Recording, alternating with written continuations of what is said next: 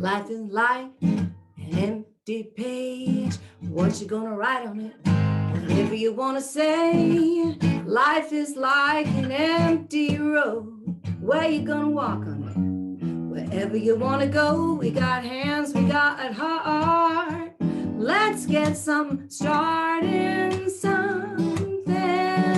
Starting something. Grab your keys, head out that door, wondering what is all is for. See, life is like an empty bowl. Cook it up nice, some food for your soul. We got hands, we got heart. Let's get something starting, something. Starting something. And we going down that open road. Oh, I want you to come along. No time to hesitate. Time is clicking on and on and on, and it won't wait. Oh, oh, oh, oh, oh, hey, oh.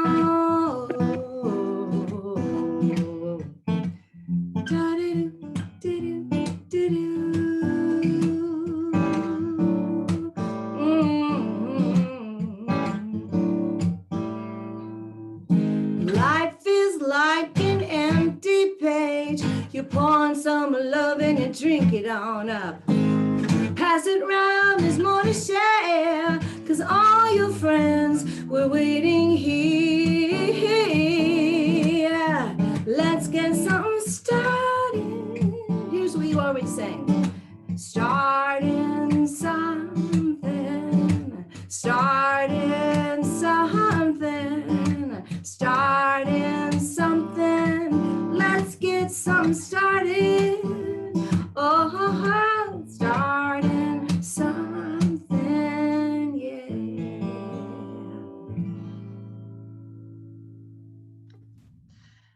For my centering prayer here, I picked out something from Meditations of the Heart by Howard Thurman. And it's this is just an excerpt from it. The litany is pretty long, but it's I'm just going to take a small part of it and just read the beginning of it. It's called a Litany of Thanksgiving.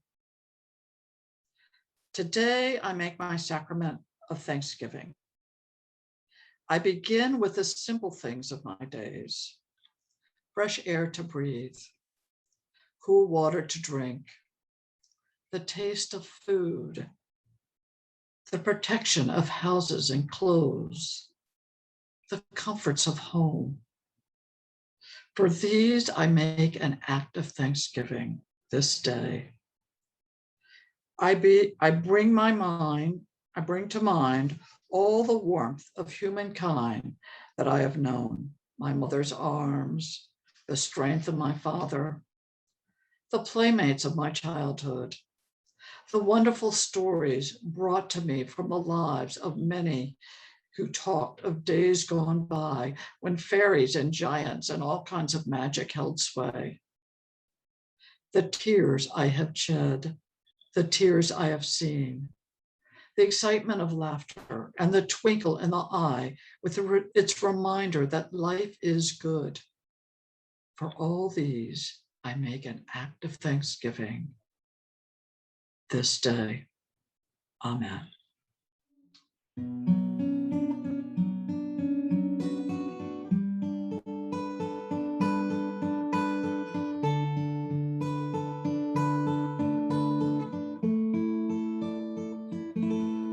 Oh, they may bend us, but they'll never break us.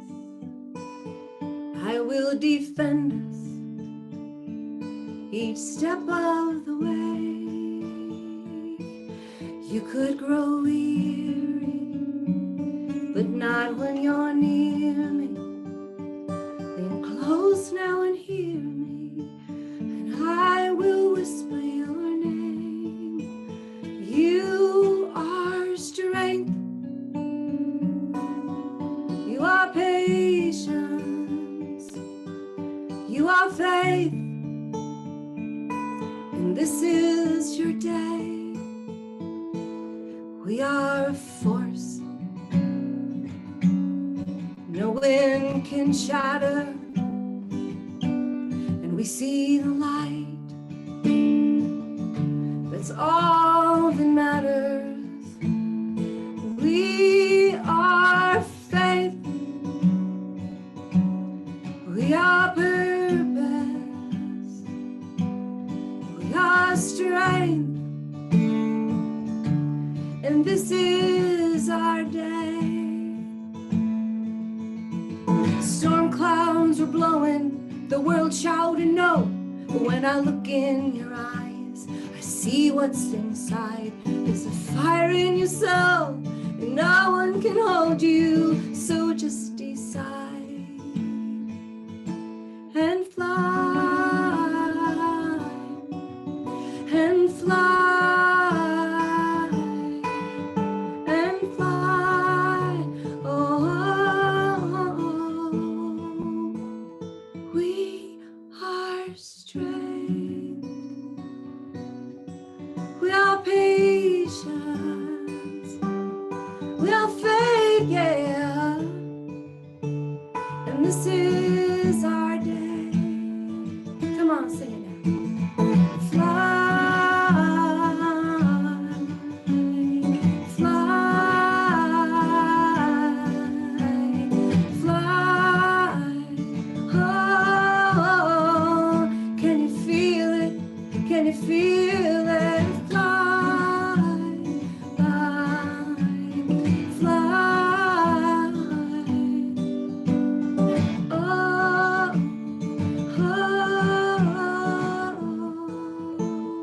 Oh, we are strength, we are patience, we are faith, and this is our day.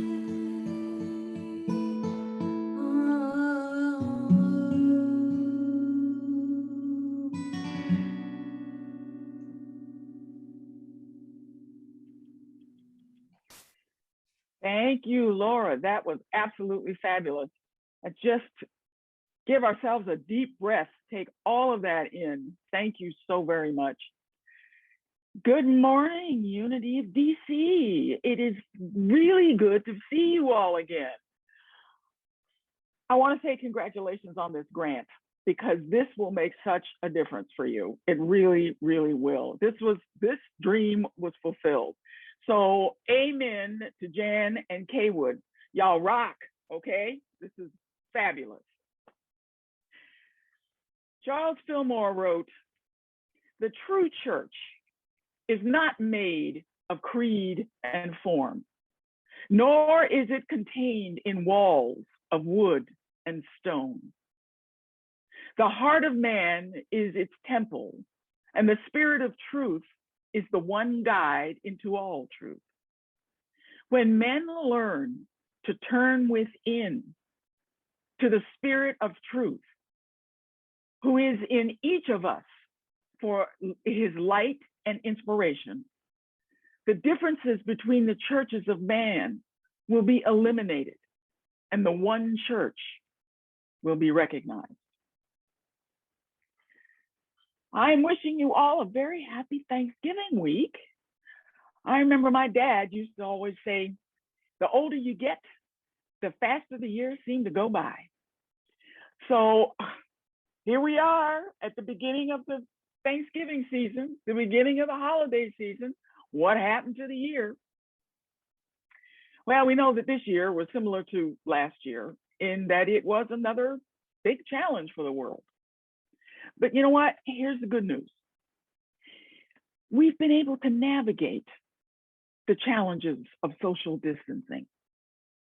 We've been able to navigate the face masks, the vaccines, the social injustices, the reintegration into public life, and getting our children back into school. So the underlying good news is in the universal principle, this too shall pass. So we all work hard to establish a pattern, a means by which we go about living our lives. When it appears that these patterns are being interrupted, or that our worlds are getting rocked and becoming really scary, it is at this point that we get to presentation and an opportunity. We get presented an opportunity to deepen our faith and renew our minds into a new expression of ourselves. Certainly, we are all at a precipice where we no longer have to do our jobs the same way. We no longer have to participate in jobs that are not bringing us joy. We no longer are in a position to ignore the caring for Mother Earth. And we can no longer stick our heads in the sand with an attitude of, oh, what can I do about it?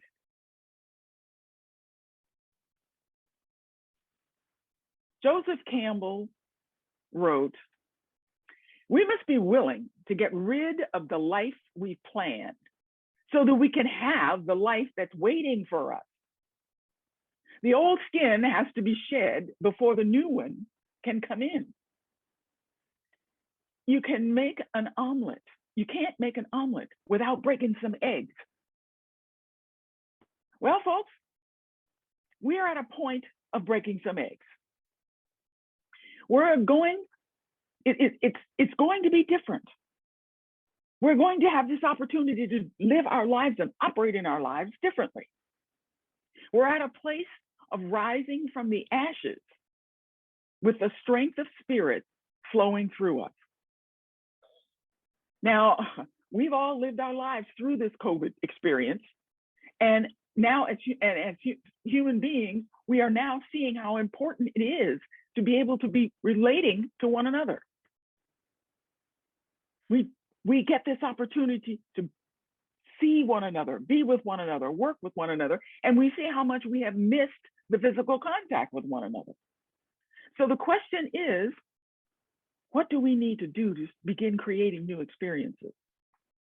The question is, what is mine to do? Former Congressman John Lewis said, you are a light. You are the light.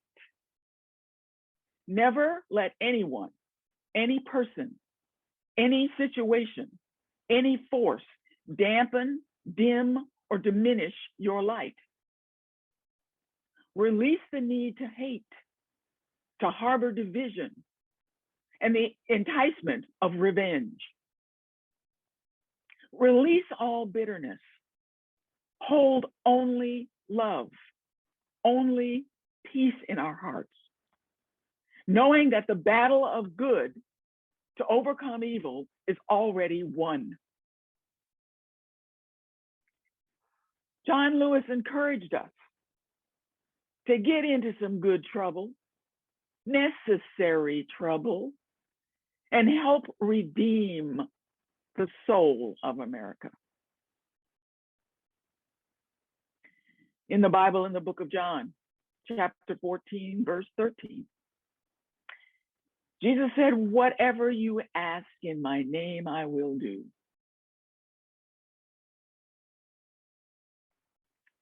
So as we determine our dreams, as we determine what is ours to do,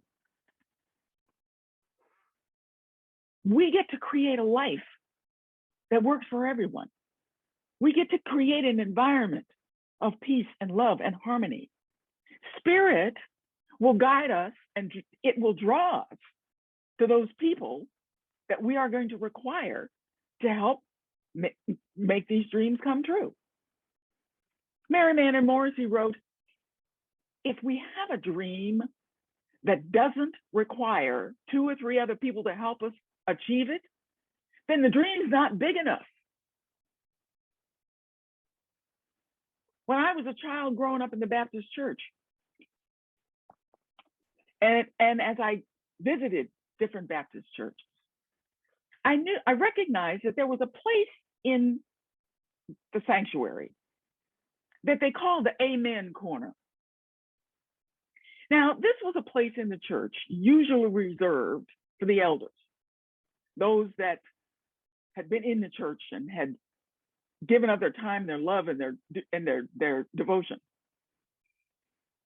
It was their job to shout out the word amen as the pastor quoted the Bible, or as the pastor made a specific point in his sermon.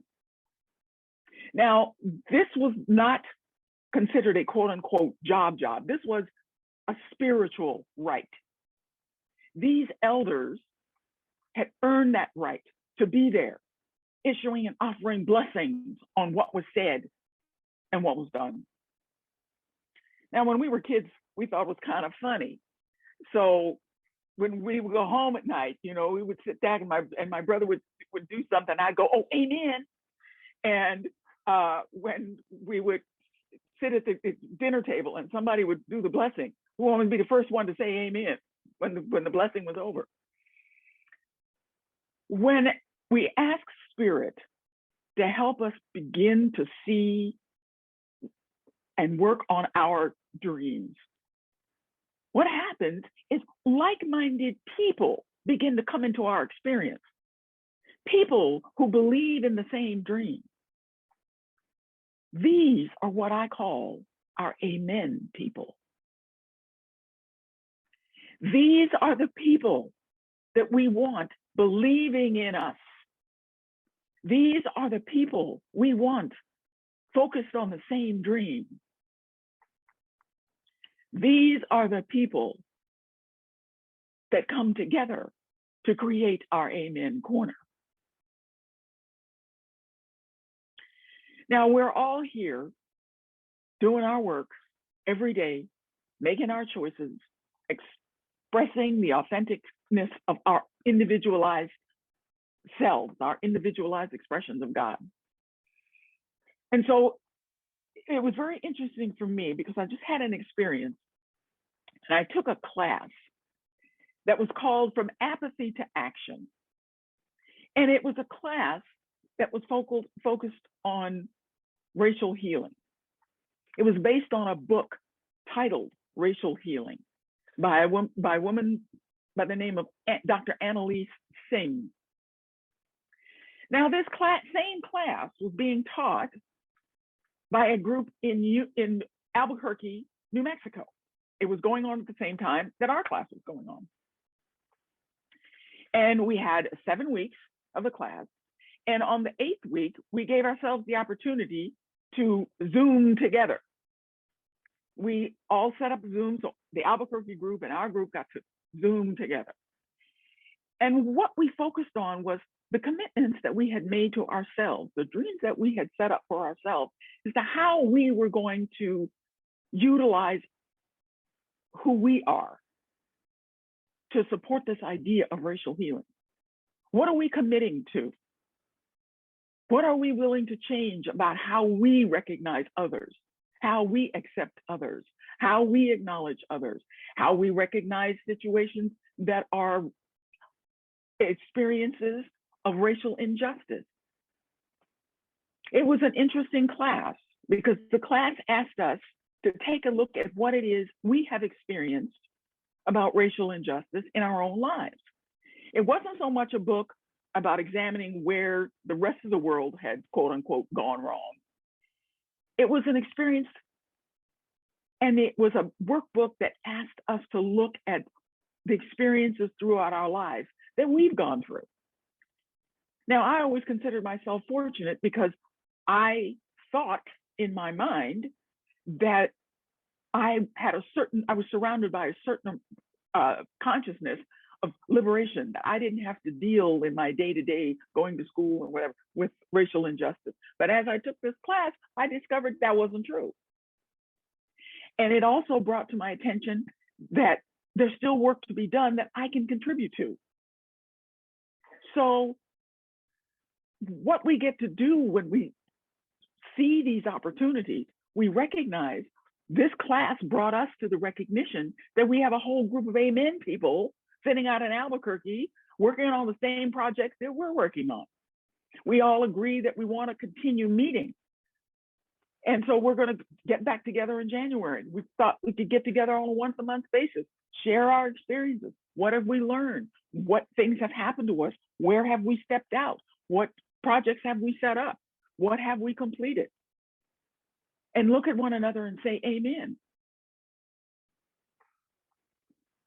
So we agreed that this consciousness of drawing to us those people that support us is extremely important. We're not here, we can't do our dreams alone. And if we got a dream that we think we can do all by our little lonesome, then it's not big enough. We get to look at where we contribute from a greater consciousness. We want people behind us saying amen. We know that we've gone through certain points in our lives where we don't always get these amen people behind us. And some of the people who have been the closest to us in our lives, who have loved us the longest, who have been there and present in our lives the longest, sometimes they become the first naysayers. And they become the first naysayers out of their own individualized fear and concern that we could get hurt doing whatever it is we're about to go out and do. We could offend people with whatever it is we're about to go out and do. And worst of all, we could fail. What happens if we fail? So it's time to start cracking some eggs and making some good trouble to help heal the soul of America. It's time for us to believe that we have something to contribute.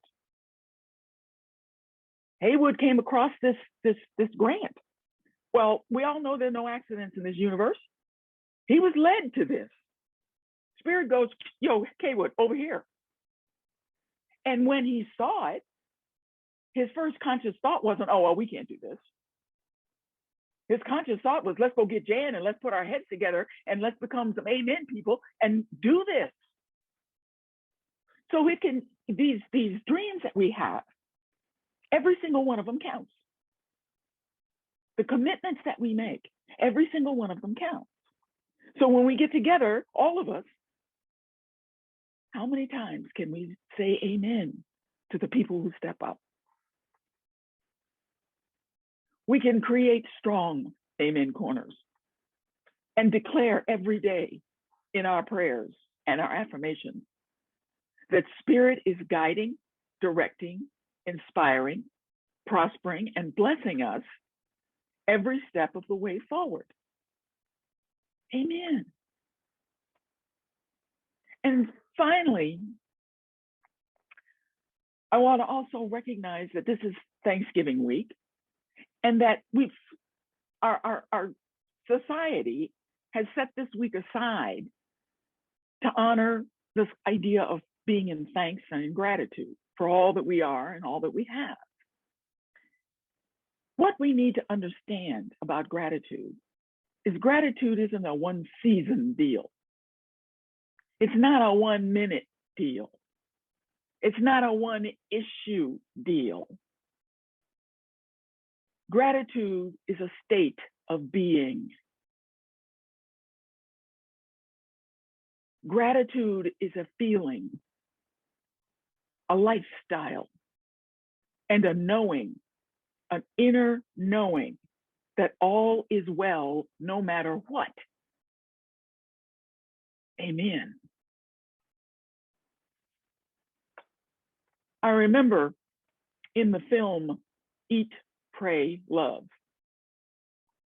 Julia Roberts' character, Liz, was sitting with her guru, and he was supporting her in getting better at her meditation process. And she had just gone through a frustrating experience and was struggling to get herself in her meditation position and struggling to kind of get her mind quiet. And so finally, when she settled, her guru said to her, "Now smile." And she's sitting there, her eyes are closed, and she's in her meditation position. He says, "Smile. I want to see a smile on your face." So she smiled, and he said, "Smiling shows that we are constantly in our gratitude for all that we have." He says, "I want to see a smile on your face. Smile in your heart." He says, "Smile all the way down in your liver." So we get to smile in our lives. We get to recognize and know that we are being gratitude. We are living gratitude every single day. When we can smile, when we can know in the most challenging of times that divine order is ever present, that divine order is ever guiding our lives, we can let go and let God and recognize that all is well. And to this I say amen. So I invite you to smile all the way down to your liver. I invite you to live in that state of gratitude always.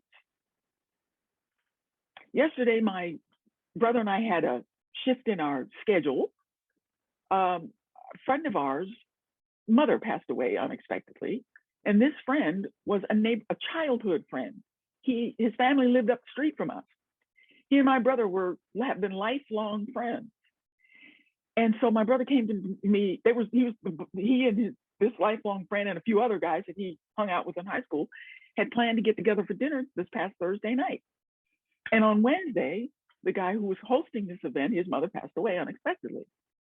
So he sent out an email saying, letting everybody know. And then one of the gentlemen who was coming into town, that gave them a reason to have this get together, his meeting got canceled. So here they all were kind of hanging there. Well, there goes Thursday night. So my brother came to me and he says, "Well, I'm debating, maybe I should go to this funeral." Well, the funeral's 2 hours drive south of here. And so he mulled on it. And so Friday he came to me and he says, "I want to go." And something inside of me said, I want to go with you. Now, I haven't seen this guy in forever. And so, all the years, I hear my brother talk about them getting together and still remaining friends and yada, yada. I hadn't seen him in years.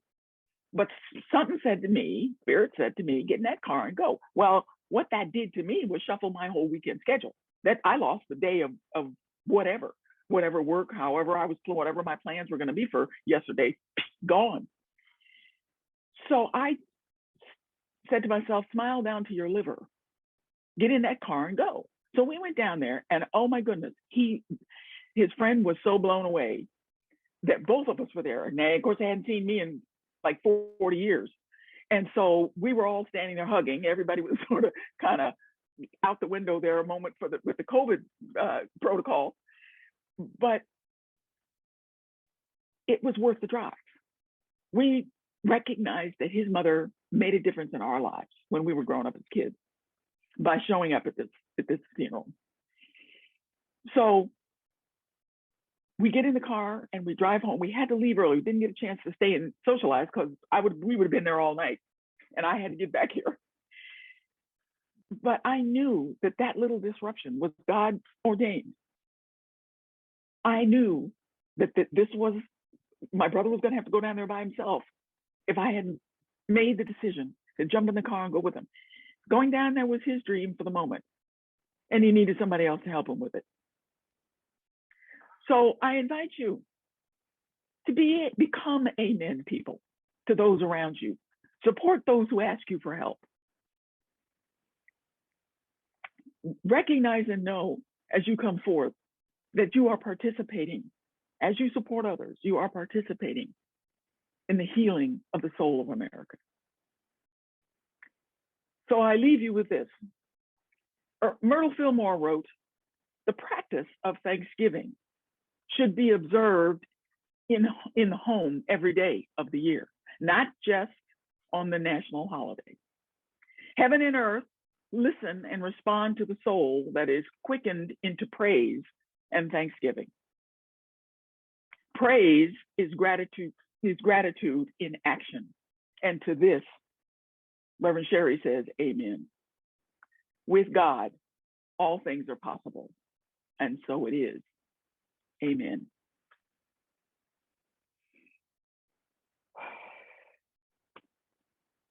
Now, join me as we take a deep breath and breathe in and smile down to our liver as we know together that God is all there is. God is the life force that lives and has its experience in and through and as all things right here and right now. Each of us is a living, breathing, individualized experience of all that God is. So as we breathe in this time of meditation, we feel in the core of our being, our oneness with the good of life. We feel in this moment our oneness with humanity. For there is no separation in God's humanity. We are of Mother Earth. We are of the animals of the field. We are life experiencing life by means of one another.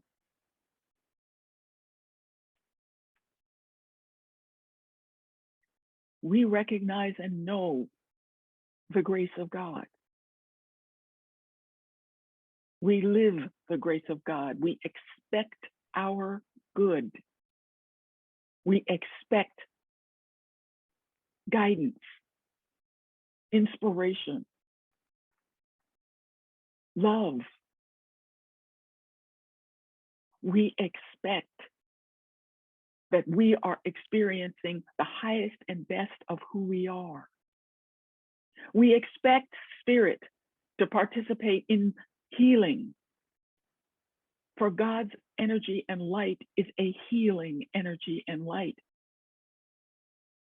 It is healing any misunderstanding that we are anything less than all that God is. It is healing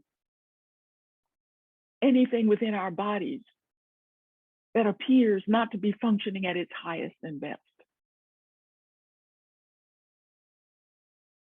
We allow ourselves to come up with new ways of expressing who we are.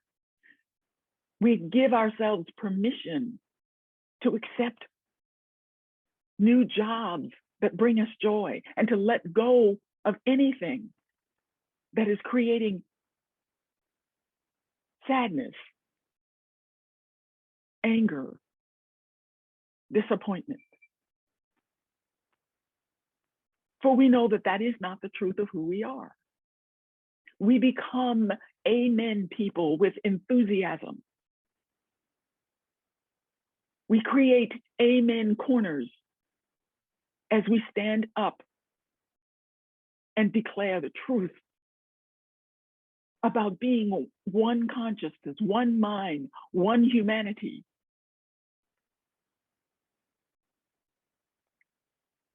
We feel that oneness, that warmth, that connection. We give thanks for all the healing that Spirit is doing. We give thanks knowing that those that require food are being fed.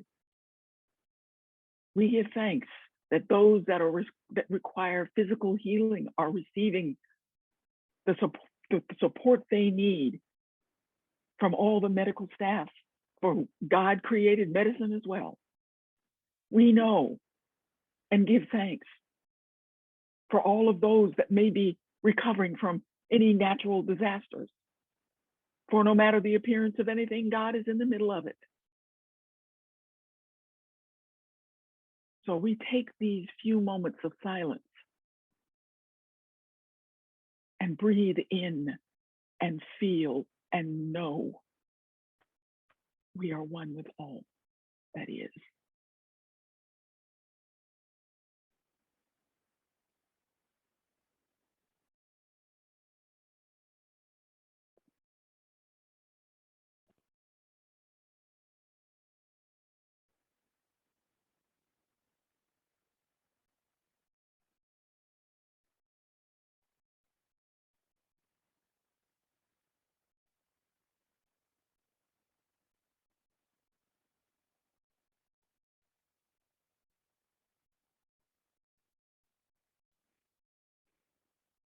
I am an amen person.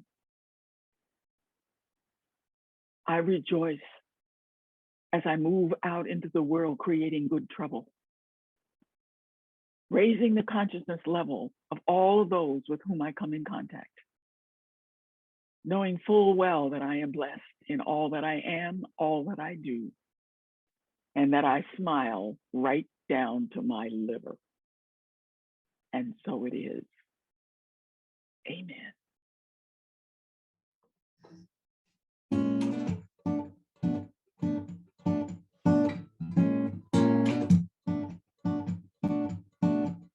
When the wild winds moan and the sky grows dim and the roof starts shaking and hope grows slim, kindness starts a moving like a wheel turning round, rolling through the country on the back roads of town. When the days are short and the nights are long, and you're sitting by yourself and know the lady luck is gone, kindness comes uneasy as softly as a prayer, invites you to the table and offers you a chair.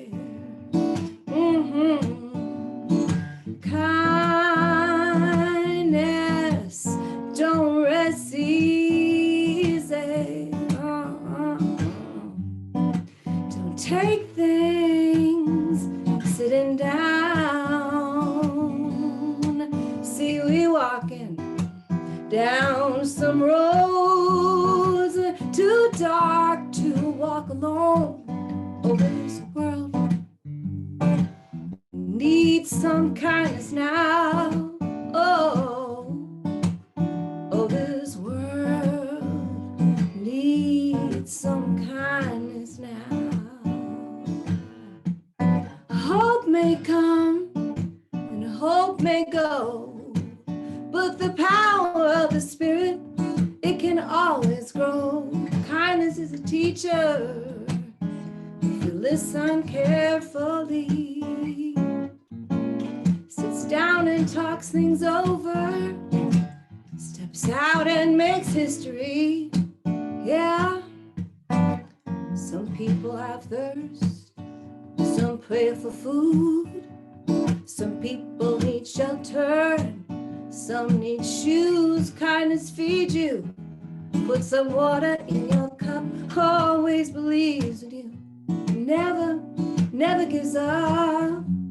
Kindness don't rest easy, it's like a river moving on. Yeah.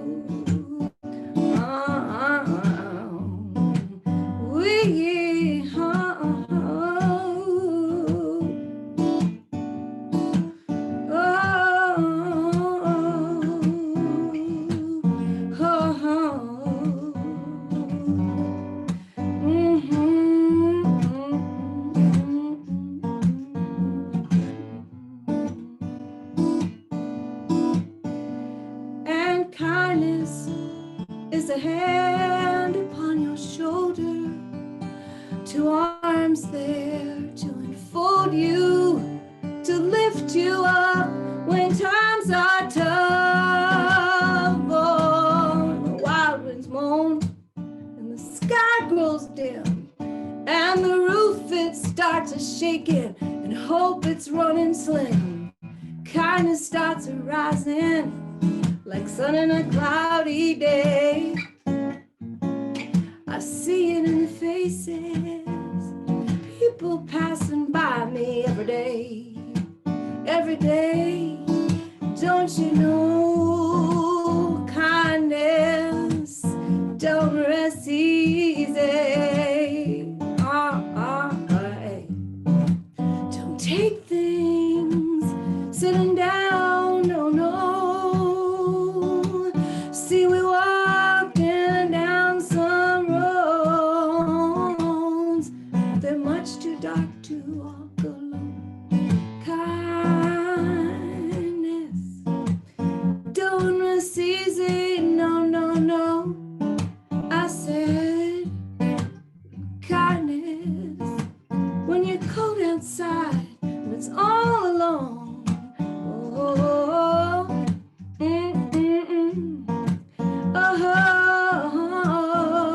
oh, kindness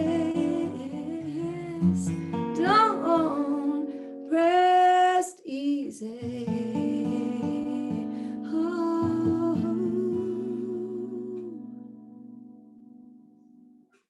Thank you. Thanks so much for having me. It's loved being here with you guys. Our closing prayer. I picked a prayer by Jean-Pierre de Caussade. It's a poem of his called The Divine Will. The divine will is a deep abyss of which the present moment is the entrance.